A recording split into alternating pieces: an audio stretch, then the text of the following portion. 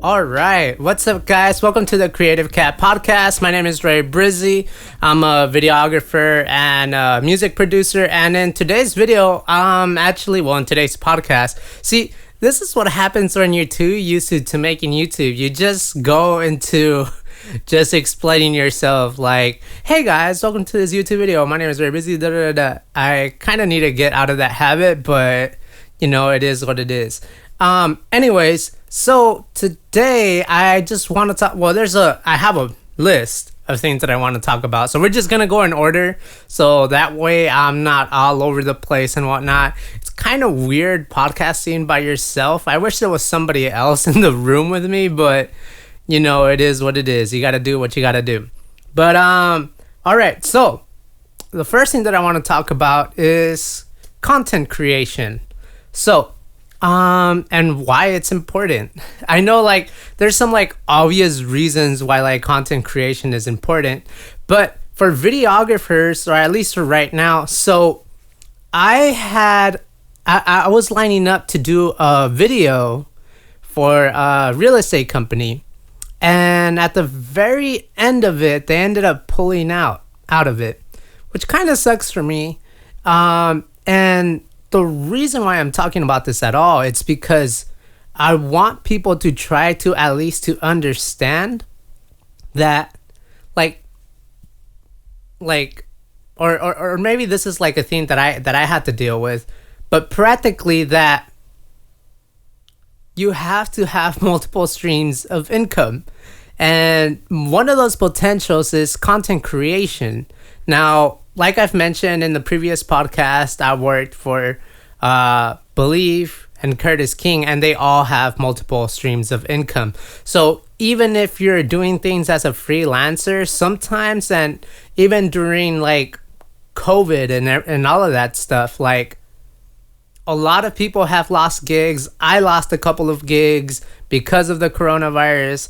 And so right now, a lot of content creators are just really stuck at home trying to figure out the next step. And so that's why I want to push anybody that does videos or that does music or anything like that, or even just to start getting on YouTube to get discovered, because by building your own platform, you're able to at least have some more leverage to potential future deals or potentially getting brand deals or anything like that. And that's really important because you want to at least be financially stable. And so I know sometimes when you're doing freelancing, things are kind of you're at the mercy of the work. And so one of the things that I'm trying to do about that is practically creating this podcast, creating content, creating all these things that may have the potential in the future to make me more financially stable, rather than just having to depend on other jobs or jobs that people give me. And so that's practically why I want to encourage anybody that does videos, that does music or anything like that, just start creating more appealing content, so that in the long term you can make money out of it. And of course, it's not just for yourself, but when you're making content, you kind of have to be aware of practically of what people want to see. Make sure that you're giving people value. I'm not just making this content just for myself, but I want to make it so that it can help out others that might be in the same situation like I was. So you want to be able to create content or build your own brand for yourself, so that you don't have to rely on other people. Let's talk a little bit about just potential streams of income for people that build their own brand. And so one of them, of course, the main one is YouTube ad revenue. And so I know a lot of people talk smack. Excuse me, I know the microphone is very sensitive, but people talk a lot of smack about YouTube ad revenue and that it's not enough. But I've seen some people's YouTubes, and $2,000 a month is really, really helpful. Of course, it takes time to build up, but if I could get $2,000 or even $1,000 a month, I wouldn't really have to work a job. Like I could do it part-time and then just go little by little more full-time on making music or doing videos and stuff like that. But right now with everything that's going on, like if you have a way to make passive income, that would be great. And one of those ways to do passive income is YouTube. But the only way to get that is by doing content, like by creating content for yourself. And so one of the things that you also want to get good at when you're making content or anything like that is practically search engine optimization. So practically what that means is like you have to study. So let's talk a little bit about me and my success. It's not a lot. I'm not making money out of YouTube yet, but I created my YouTube channel of making beats about like 2-3 months ago. And practically right now I'm almost at 1,000 views, and it just skyrocketed out of the blue. But what I was doing at first was I was just making beat videos, and I was just gonna make beat videos only on my YouTube channel for music. But I ended up really realizing that like in order to get more views and stuff like that, you have to do stuff that people like. And so one of those things that I ended up doing was so I was looking up at new things that might come out, and you just have to always be researching on whatever your area is. If there's something new that's coming out that services people in your industry, or if there's a topic that's kind of trending or anything like that, you want to make sure that you research it, that you find out about it, and then just start making content about it. So right now, I was at about probably less than an hour views, and I had about like 6 to 7 videos. But as soon as I started doing different content, so one of the content things that I added to my YouTube channel was practically how to make beats with Scalar. So or Scalar 2. Scalar 2 just recently came out. It's practically a virtual instrument that allows you to play the piano without knowing how to play piano. And so that virtual instrument just came out. There wasn't a lot of videos on it. So then I was thinking, you know what? I'm gonna hop on doing videos. But a lot of people were already doing reviews on it. But what people weren't doing yet is that they weren't going into the virtual instrument and showing people how to make a certain type of beat. And so I haven't seen a lot of people do those kind of videos yet. And so that's probably why I'm getting a lot of traction on it, at least right now. And there's 2 videos that are doing pretty good on it. So if you're a content creator and you're trying to figure out what to create, make sure that you're always up to date on the things that might service your industry. And that might help you get better search engine optimization. So practically you have to compete with whatever keywords it is that people look up on YouTube, and you have to be strategic on how to like rank in that, because most of the time people only watch the first one or the second or the third or the fourth or the fifth video for whatever key term that they're looking for. So you have to figure out which way or how to get your foot in there without there being too much competition, but also being one of the first people helps out a lot. And so that, I think that's why I'm gaining a little bit of more traction just with YouTube. So if you're for whatever industry you are, if you're an artist, if you're an entrepreneur, if you're this or like whatever it is, like everyone is searching stuff up within your industry. And if they are, what are you doing strategically to get your foot in that so that people can view your content, so that hopefully if you do this over time, you can get passive income.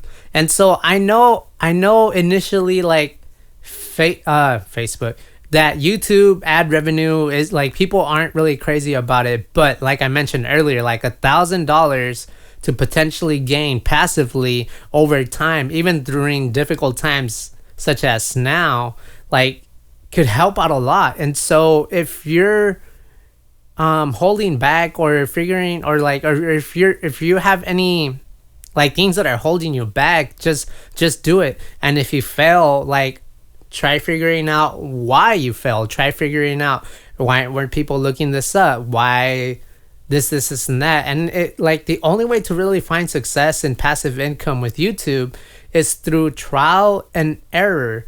One more thing that I do want to mention is that I do use vidIQ.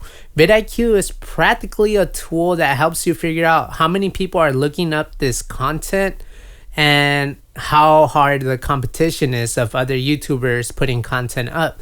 And you want to find something that's like kind of medium, not that it's very high. I mean, you can do it, but make sure that you have other type of videos too, not just the high search not just the high search key terms, but also like the other key terms. So that way you have a better field of like figuring out what you want to do. But yeah, so that's one of the things that I wanted to talk about, just content creation and whatnot.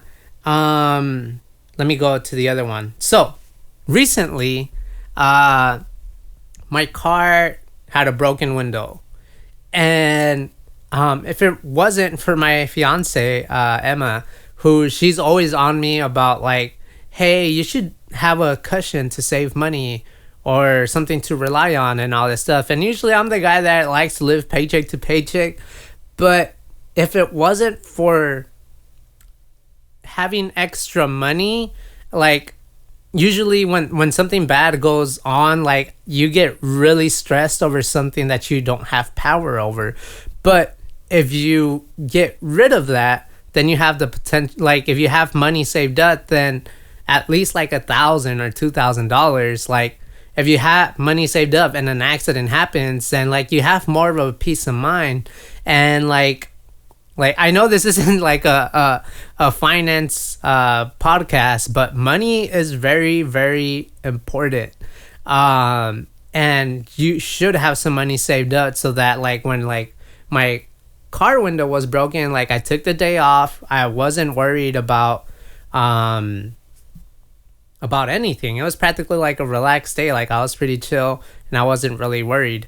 And so I just want to encourage anybody that that's an artist or creative entrepreneur or anything like that, just make sure that you at least have like $1,000 or $2,000 saved up, because you never know what's gonna happen until it happens. And I'm the type of person that kind of tries to like live on very at the moment. But this is like, again, if it wasn't for my fiance, I wouldn't have any money saved up. But another thing that I also want to talk about that is kind of like, I guess, kind of taboo to some people is practically whether you should have a credit card. And so I originally got a credit card just because I wanted to be able to rent gear. So I wanted to do like weddings for like video and stuff. And sometimes they ask you to have a second camera or to have a second shooter or anything like that. And so the only way to really be able to rent out gear is if you have the money that's equivalent to that gear. But what once I took out my credit card, and it was a Discover Business credit card, and I think they gave me about like $4,000, I think. And it was one of the quickest credit cards that you can get. I was pre-approved and stuff like that. And like, I recommend it for creative artists or entrepreneurs, because I actually, when I bought my camera, my Sony A7 III, I actually rented out money. I borrowed money from the bank, but they were charging me on interest. If I had done this with my Discover Business card, I wouldn't have paid any interest. And so you kind of have to learn to be financially like stable, but also you have to be financially savvy. And so the credit card is 0 interest for the first year.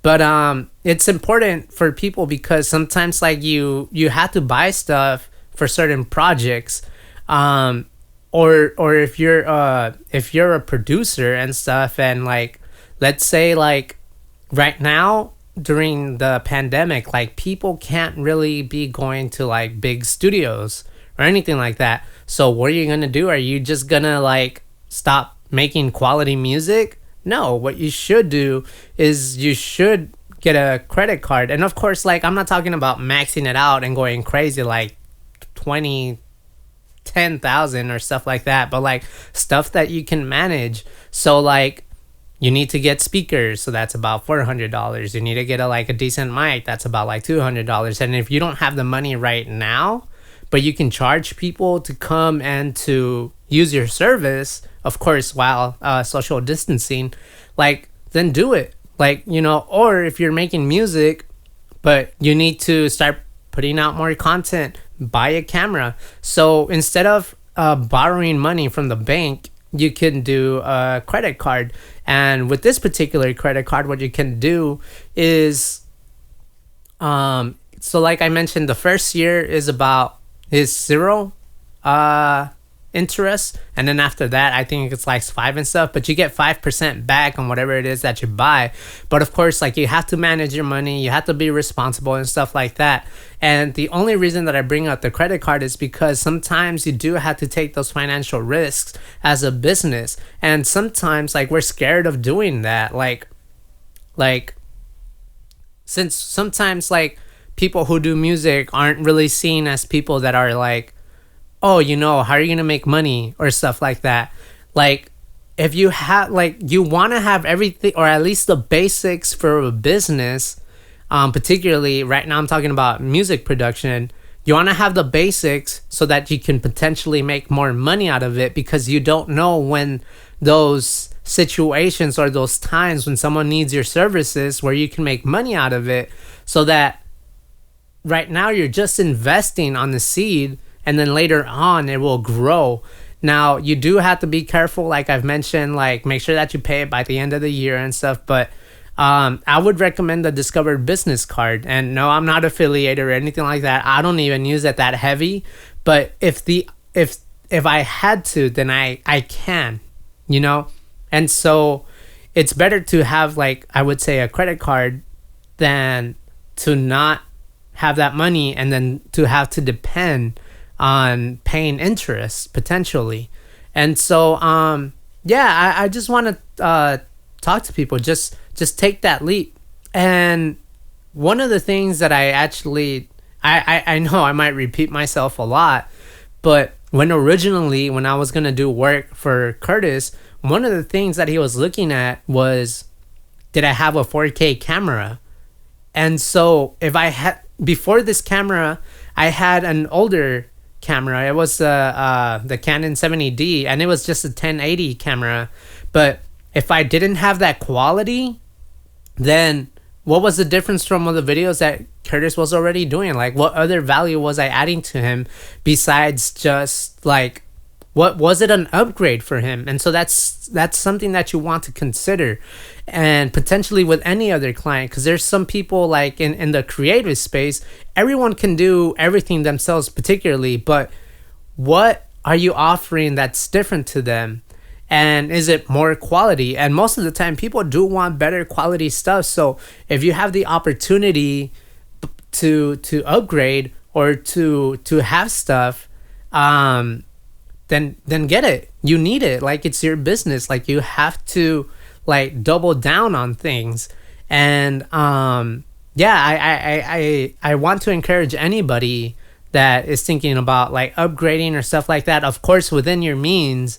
Like, make sure that the payments aren't too crazy. Like, make sure that you can manage the payments or stuff like that. And just see it as a business expense. That's important to invest in yourself. And so that's that on that topic. And if you do want to get some sort of business credit card, I would recommend definitely the Discover Business credit card. And so so that's one topic that I wanted to talk about. And then the third topic is, like, this is really, really, really crazy. So the first video that I did on my Instagram for when I was creating content. Practically, I was just making beats. I was just putting beat videos, and that's about it. And then I switched over to making content about how to make beats using Scalar. But from there, so let me tell you a little bit about video. So on YouTube, when you're creating for YouTube, let's consider that content pillar video. And so this is a little bit what what's his name? What Gary Vee talks about is about making pillar content. If you make pillar content, you can make anything out of that pillar content. So you could grab like snippets and stuff from there and then repurpose it. So one of the videos that I did that actually didn't do that well was making a Toby Lou beat. And practically what I did on YouTube, I made it into Instagram. And so I uploaded a video and I tried, like, you have to go a little bit the extra mile, more than what most people do, to be more eye grabbing. And so I was adding little GIFs on it with people moving, and actually Toby Lou had a GIF of himself. And so I tagged him on my IG post on my Beat account, and it might not seem like a lot to a lot of other people, but to me it was very, very special, because like I just saw how empowering, or how much of an impact like social media really has. So all that Toby Lou really did, he just gave me like a little like clap when I tagged him on my video, but that to me meant so much. It made my day. It was like kind of like a sign for me of like, keep going this route, keep doing this. Of course, like I'm not getting any money or any clout out of it, but practically like it's kind of like the world telling you yes, which is kind of crazy, you know. Even though particularly like I'm a Christian, and I know that God gives us things, you know, like he created us, he made us in his image, so we're supposed to just do or make things that he created us to do. But also it's nice having that feedback from people and recognizing like, hey, like that was actually kind of cool, or that was dope. And so that really encouraged me to just keep on creating like different content that wasn't just beats, that weren't really getting just views, because you, like whatever industry it is that you're doing, like you kind of have to always be innovating and like creating new stuff, or how can you do things differently from somebody else. And so those are just things that you have to always kind of consider. And in my process, so like I have this process of how I make videos, and one of those processes is practically blocking out certain days where I make beats. Like this is my day to make beats. So, or this is my day to mixing, this is my day to making videos. But making sure that you have a schedule to constantly create is important, because so you're making that pillar content, and then from that pillar content you can you can redistribute that content to other social medias, which is really, really, really, really important. And so again, if I wasn't doing any of that, if I didn't have a schedule, or if I wasn't thinking about how can I better serve other people, or how can I better like teach people how to do stuff, like I wouldn't have gotten that recognition from Toby Lou. Not that that recognition matters at all, but it is a nice feeling when somebody that you look up to recognize what you're doing. Like it's just a really, really, really good feeling. All right. And like I was just saying, you always want to be trying new things. Otherwise you're just gonna be stuck and you're not really gonna grow. And that's like, you have to grow. But yeah, that's practically this podcast message today is like, make sure that you're financially stable, or at least financially savvy. Have some money saved up or a cushion, and don't be scared of getting a credit card so that you can like up your business if you need to, or at least have all the basics so that you can do that. And then the last thing is always create something new in your field or whatever it is that you're doing, because you don't know who is going to look at your content, who's going to look at what you're doing. And like, it might be the next way that you break out, or start learning about search engine optimization on YouTube and just practice it. Just start doing it. Like, don't be scared of it, because every industry can benefit from YouTube, like its potential clients, its potential passive income. Like, you have to think about all these things, and you don't want to be at the mercy of like, if you're a freelancer, you don't want to be at the mercy of COVID, because like, you don't know like when this is gonna go away, when you're gonna get that job back, or stuff like that. Start investing in yourself, start investing in your future, start investing in your business, and you don't know where that's gonna take you. And I know in the long term, it's gonna be better than an hourly paid job. Not that there's anything wrong with those if you love it, but I know I don't want to work at Amazon for the rest of my life. But yeah, thank you so much for watching. This is Ray Breezee of the Creative Cat podcast.